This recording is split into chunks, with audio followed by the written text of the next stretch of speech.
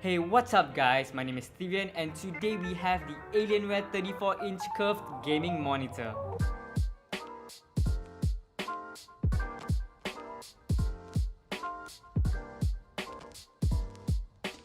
This monitor has a curved design that is able to be tilted left to right, up to down, or even be positioned lower or higher depending on your preference. This curved design really gives the user an indulging and immersive experience in whatever content the user is viewing.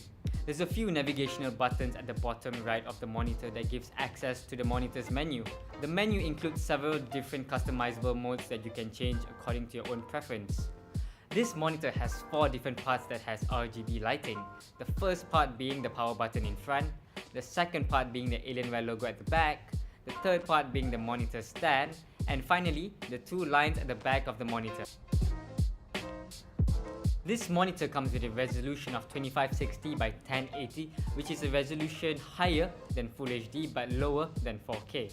And it has a widescreen ratio of 21 by 9. This monitor has a refresh rate of 100Hz that is great for gaming, especially games that has a lot of quick movement.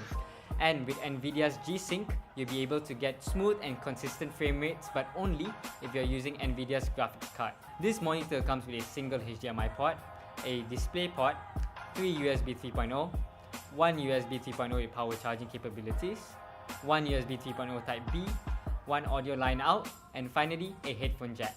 With this monitor, I really enjoyed playing Battle Royale games like PUBG, Apex Legends because this monitor has a wide screen that gives a larger viewing display for this kind of games. For a gamer, this monitor really improves your overall gameplay, whether you're playing older games like CSGO, Left 4 Dead 2, Assassin's Creed, or even something really old like StarCraft.